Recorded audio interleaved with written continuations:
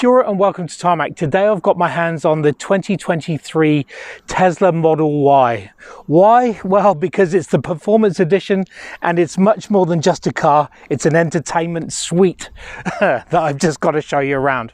Anyway, come, let's take a look at this. Okay, cards on the table. I have to say that I'm not the biggest fan of Teslas, or haven't been. I did drive one of the P90s a while ago and found it, I don't know, lacking in quite a lot of areas. This, however, this Y and this performance Y has got me just actually quite excited. And let me explain a few reasons why. I love the Y thing.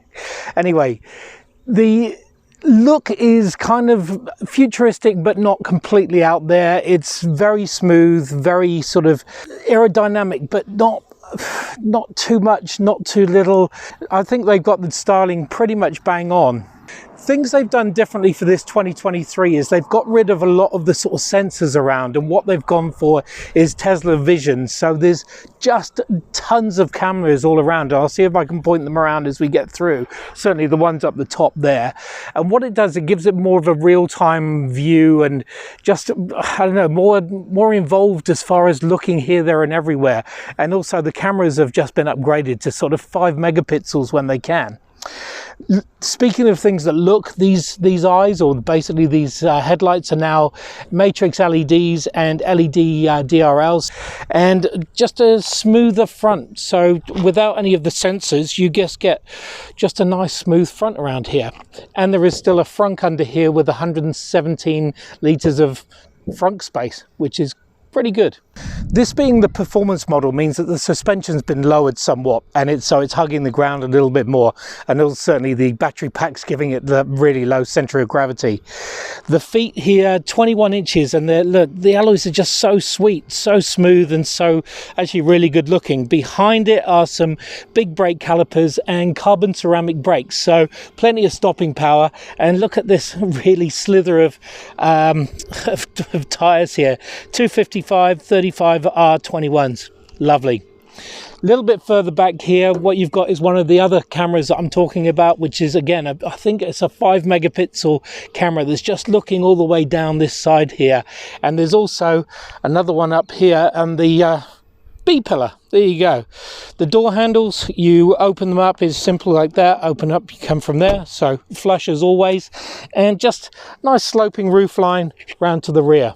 Big thing to point out on the rear here is this beautiful carbon fiber spoiler, or boot spoiler here, the LED tail lights here, and big thing, because this is the performance model, the dual motor badging. So again, lets you know that it's a performance model. Looking inside here, you've got 854 litres of boot space that opens up to 2,158, and also multi-leveled, so you've just got spaces and trunk areas for everything.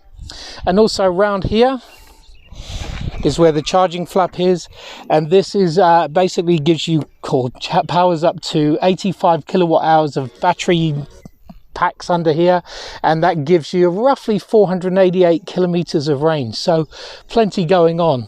As this is a Tesla, there's no engine under here, obviously. It's just dual motors on the axles, and because this is the performance model, those electric motors add up to basically a kilowatt of 336 kilowatts and newton meters of 639. So this really does have plenty, or packs plenty of punch, and actually 0 to 100 is just 3.5 seconds, so it's rapid, put it that way. Let's go inside and I'll show you around there. Okay, so in general or regular Tesla style, to start it up, you use the key card or your app or whatever it is, put it down on the front here, and you should be good to go. Like I said, actually reversing out here, there's videos everywhere, video cameras everywhere, which is kind of comforting, unless you're into that sort of Big Brother thing, but it is, like I said, pretty comforting to see that there's cameras all over the place and you can see everywhere. The big thing about the interior here is, or the big changes, there's carpet where it used to be sort of plastic. So it is more upmarket as far as that feel goes. There's a nice wooden sort of trim across the side door panels and across the whole front here, which is kind of nice. And there's also vegan leather all the way through, of course, so which is very nice. The mirror here is frameless, so that's if you're into frameless mirrors, there you go. And also, as far as visibility goes for the driver, massive screen goes up front, sides are good. Rear is a bit compromised, I have to say, but again, you've probably got a camera that will take care of that, of course.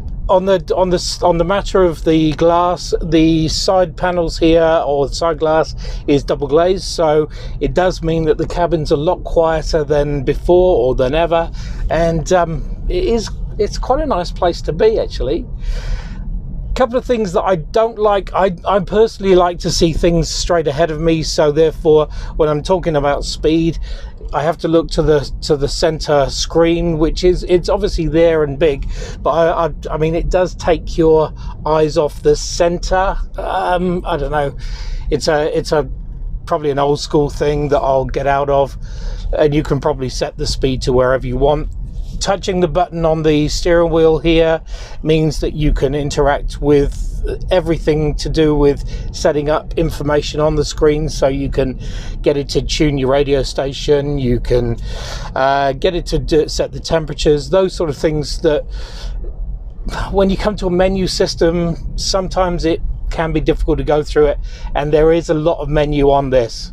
The big upgrades as far as this goes, you've got, I mean, I didn't realize that there was so much in a Tesla to play with. Actually, my son and I have been bonding by sitting outside in the car and playing the games on there.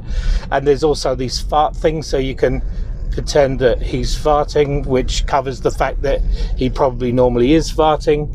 Interaction with everything from Zoom meetings, so you can go in there and you can actually have a meeting in your car, which is, in many cultures, that's a different thing. You've got Disney Channel, you've got Spotify, you've got Apple Music on there, so you can dip into all of those and find your favorite tunes and interact with those things. So literally, when you start scrolling through things, which you probably shouldn't do when you're driving, there's just screeds and screeds of information that really will keep you completely occupied.